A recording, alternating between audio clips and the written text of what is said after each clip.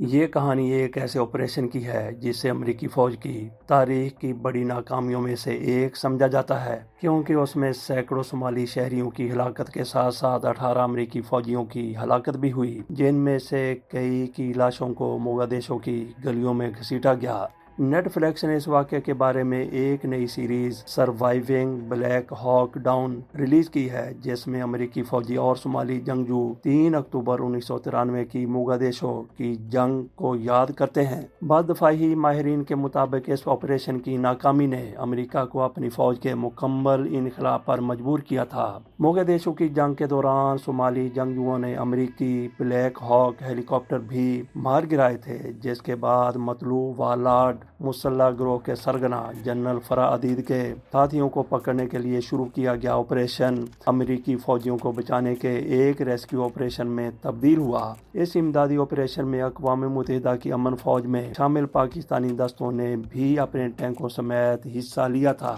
کہانی کی شروعات کئی ماہ قبل یعنی جون 1993 میں ہوئی، جب جنرل فرح عدید کے حکم پر اقوام متحدہ کی امن فوج میں شامل پاکستانی دستے پر حملے میں 24 پاکستانی ہلاک اور درجنوں زخمی ہوئے تھے۔ اس کارروائی کے بعد اقوام متحدہ کی طرف سے جنرل عدید کی ملیشیا کے خلاف کارروائی کے مطالبے کے نتیجے میں امریکی فوج جنرل عدید کی کھوج میں مصروف ہو گئی۔ جولائی میں امریکی فورسز نے عدید کے گھر چھاپا مارا، جس میں ان کے قبیلے کے کئی رہنما ہلاک ہوئے اور نتیجتاً جنگجوؤں نے امریکی فورسز اور اقوام متحدہ کی امن فوج پر حملے تیز کر دیے۔ صورتحال اس قدر خراب ہو چکی تھی کہ امریکی صدر بل کلنٹن نے عدید کو پکڑنے کے لیے ٹاسک فورس رینجر کو صومالیہ بھیجا۔ 1993 کے دوران صومالیہ میں انسانی بحران سے نمٹنے کے لیے امریکی قیادت میں اقوام متحدہ کی امن فوج وہاں موجود تھی۔ اس وقت صومالیہ خانہ جنگی اور قحط جیسے مسائل سے دوچار تھا۔ صومالی مصنف عبدالعزیز علی ابراہیم اس وقت اقوام متحدہ کے ساتھ موگادیشو میں کام کر رہے تھے۔ وہ بتاتے ہیں کہ کئی لوگ مر رہے تھے، اس لیے اقوام متحدہ اور امریکہ نے بھرپور قوت کے ساتھ مداخلت کا فیصلہ کیا۔ ان کے مطابق جنرل فرح عدید صومالیہ کے سب سے طاقتور وارلارڈ تھے جو ملک کے صدر بننا چاہتے تھے۔ امن فوج کے پاکستانی دستے میں شامل 24 اہلکاروں کی ہلاکت کے بعد جنرل فرح عدید ایک انتہائی مطلوب شخص بن چکے تھے اور صومالیہ میں جاری خانہ جنگی کو ختم کرنے کے لیے انہیں روکنا ناگزیر سمجھا جا رہا تھا۔ جنرل فرح عدید اور ان کے کمانڈروں کی کھوج میں امریکی فورسز کے ہاتھوں کئی صومالی شہریوں کی ہلاکت مقامی سطح پر غصے کا باعث بن رہی تھی۔ شروع میں امریکی فورسز کا صومالیہ میں خیر مقدم کیا گیا تھا، مگر اب ان کی کارروائیوں کے باعث ان کے خلاف مزاحمت بڑھ رہی تھی۔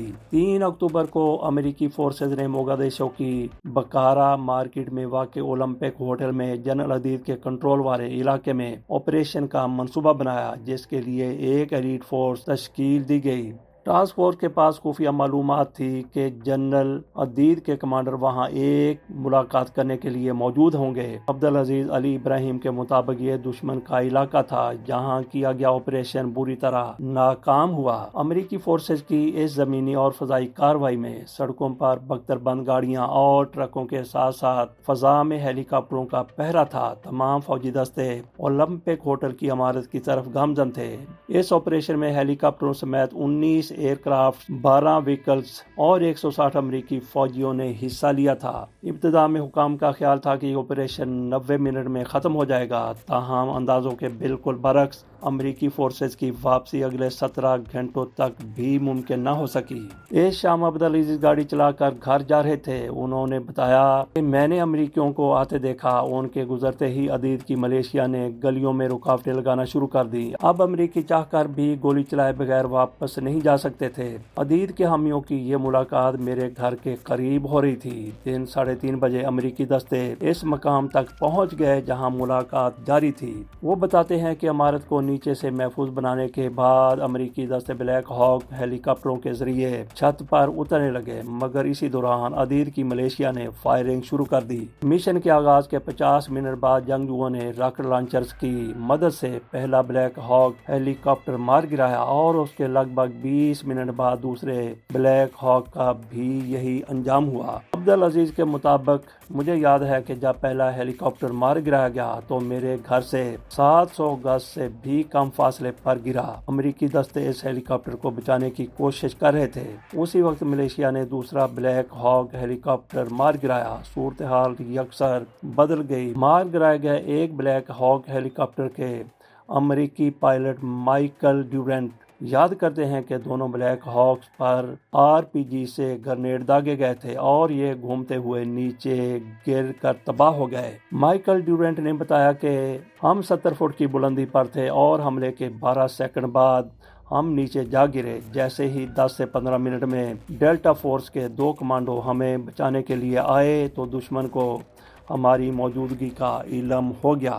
زمین پر موجود امریکی دستوں نے مار گرائے گئے ہیلی کاپٹروں تک پہنچنے کی کوشش کی مگر ہر طرف فائرنگ کی گونج تھی اور بظاہر امریکی فورسز کو چاروں طرف سے گھیر لیا گیا تھا۔ عبدالعزیز کہتے ہیں صومالیہ ملیشیا کے ارکان ہر طرف فائرنگ کر رہے تھے۔ انہیں جہاں بھی امریکی نظر آتا تو وہ گولی چلا دیتے۔ امریکی جوابی فائرنگ کر رہے تھے۔ یہ صورتحال اگلی صبح تک جاری رہی، یعنی قریب 18 گھنٹے تک۔ ڈیلٹا کمانڈوز کی ہلاکت کے بعد دوسرے ہیلی کاپٹر کے ملبے کے قریب صرف مائیکل زندہ بچے تھے۔ مار گرائے گئے دوسرے ہیلی کاپٹر تک کوئی امریکی دستہ نہیں پہنچ پا رہا تھا، جہاں مائیکل ڈیورنٹ ٹوٹی ہوئی ٹانگ اور کمر پر زخموں کے ساتھ گرے پڑے تھے۔ وہ کہتے ہیں کہ مجھے یقین ہو چکا تھا کہ اس گولہ باری میں میں اپنی جان گنوا دوں گا۔ وہ کہتے ہیں کہ ملائیشیا کے جنگجوؤں نے وہاں انہیں اچانک دیکھ لیا اور تشدد کرنے لگے، لیکن وہاں ایک جنگجو کو احساس ہوا کہ بطور قیدی میری اہمیت زیادہ ہو سکتی ہے، چنانچہ اس نے گولیاں چلا کر باقیوں کو روکا اور مجھے قید کر لیا گیا۔ امریکی فوجی صومالی ملائیشیا کے نرگے میں بری طرح آ چکے تھے۔ انہیں بچانے کے لیے ایک ریسکیو آپریشن پلان کیا گیا جس کے تحت پاکستانی، ملائیشین اور امریکی افواج پر مشتمل اقوام متحدہ کے دستوں کو رات گئے متاثرہ علاقے کی جانب روانہ کیا گیا۔ اتنے گھنٹے گزرنے کے باوجود وہاں دونوں گروپوں کے بیچ فائرنگ جاری تھی۔ اس وقت تک فضا میں موجود بقیہ امریکی ہیلی کاپٹر واپس بلا لیے گئے تھے۔ اقوام متحدہ کی درخواست پر اس ریسکیو آپریشن میں پاکستانی دستوں نے ٹینکوں اور بختر بند گاڑیوں سمیت حصہ لیا تھا، جبکہ امریکی فوجیوں کی واپسی کے لیے 3 خالی بختر بند گاڑیاں بھی لے جائی گئیں۔ پاکستانی فوج کے انسٹی ٹیوٹ آف ملٹری ہسٹری کے میگزین بیگل اینڈ ٹرمپ کے لیے ایک تحریر میں ڈاکٹر انصار نقوی لکھتے ہیں کہ امریکی فوجیوں کو بچانے کے اس ریسکیو آپریشن میں پاکستانی اور ملائیشین دستوں نے نمایاں کردار ادا کیا۔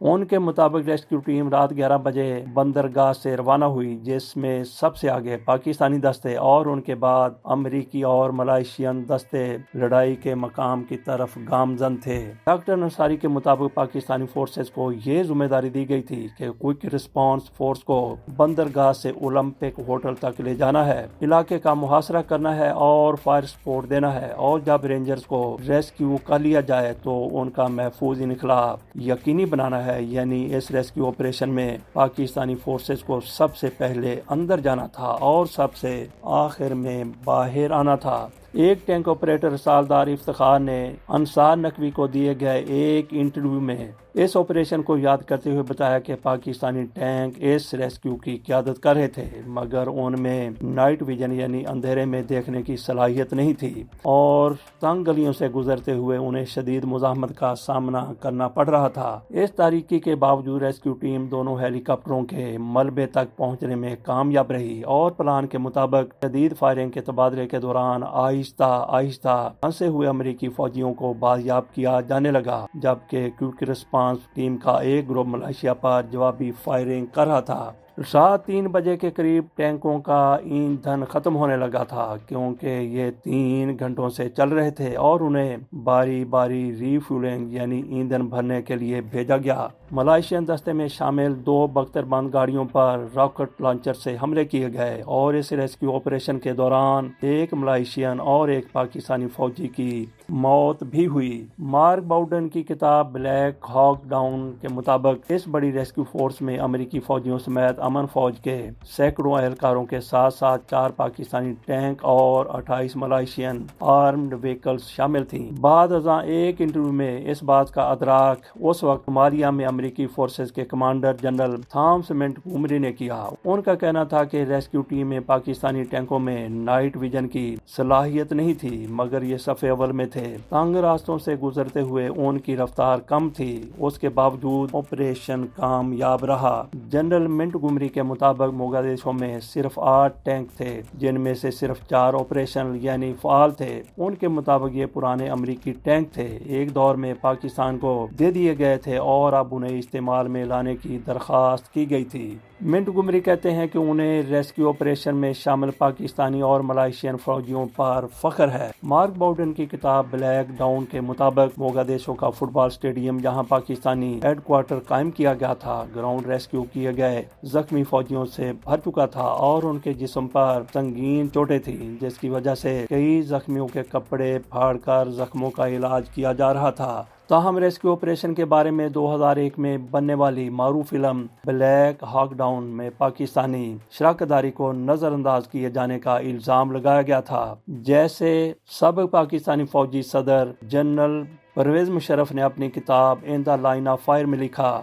افسوس ہے کہ فلم بلیک ہاک ڈاؤن میں صومالیہ میں ملائیشیا اور پاکستان کے کردار کو نظر انداز کیا گیا۔ جب امریکی فوجی موگادیشو کے گنجان آباد علاقے میں پھنس گئے تو یہ پاکستانی فوج کی 7ویں فرنٹیئر فورس ریجمنٹ تھی، جس نے وہاں پہنچ کر انہیں ریسکیو کیا۔ بے شک امریکی فوجیوں نے بہادری دکھائی، لیکن ہم بھی برابر کے مستحق تھے اگر زیادہ نہیں تو۔ مگر فلم سازوں نے اس واقعے کو ایسے ظاہر کیا جیسے یہ صرف امریکیوں کے گرد ہی گھومتا ہے۔ اس رات عبدالعزیز نے صومالی شہریوں کی خون میں لت پت کئی لاشیں دیکھیں۔ میں ان کی مدد نہیں کر سکتا تھا، نہ ہی انہیں دفنا سکتا تھا۔ کسی کو معلوم نہیں تھا کہ آگے کیا ہونے والا ہے۔ موگادیشو کی اس لڑائی میں 18 امریکی فوجیوں کی ہلاکت ہوئی تھی، جبکہ 100 سے زیادہ صومالی شہری بھی مارے گئے تھے۔ مرنے والے بعد امریکی فوجیوں کی لاشیں واپس نہیں لائی جا سکیں، جنہیں جنرل عدید کے حامیوں نے سڑکوں پر گھسیٹا۔ ان مناظر نے امریکہ میں کئی لوگوں کو اشتعال دلایا۔ عزیز بتاتے ہیں کہ وہ مردہ امریکی فوجیوں کو موگادیشو کی گلیوں میں گھسیٹ رہے تھے اور وہ لوگ اس کا جشن منا رہے تھے۔ وہ عدید کے حامی تھے، تمام صومالی نہیں۔ مائیکل ڈیورنٹ کو ٹی وی سکرینوں پر بطور یرغمالی دکھایا گیا۔ جنرل عدید کی قید میں مائیکل ڈیورنٹ نے 11 دن گزارے۔ کچھ دنوں بعد امریکہ نے 6 ماہ کے اندر صومالیہ سے اپنے تمام فوجی دستوں کے انخلاء کا اعلان کیا۔ اس اعلان کے کچھ ہی دنوں بعد ڈیورنٹ کو رہا کر دیا گیا۔ امریکی خارجہ پالیسی پر اس آپریشن کے اس قدر نتائج ہوئے کہ اس کے بعد سے اس نے افریقہ میں کسی بھی بحران میں مداخلت کرنے میں ہچکچاہٹ کا مظاہرہ کیا۔ اس آپریشن میں زندہ بچ جانے والے امریکی فوجی چیف سٹرائکر نے بتایا کہ 20ویں صدی کے اواخر میں بلیک ہاک نے امریکہ اور اس کی خارجہ پالیسی کو سب سے زیادہ متاثر کیا۔ مجھے یقین ہے کہ صومالیہ سے امریکی انخلاء وہ وجہ تھی کہ امریکہ نے روانڈا میں نسل کشی میں مداخلت نہیں کی۔ عبدالعزیز کے بقول عدید کی ملیشیا کے لیے امریکی ہیلی کاپٹروں کو مار گرانا ایک بڑی کامیابی تھی، لیکن ہمارے یعنی صومالیہ کے لیے یہ صرف ایک تباہی تھی۔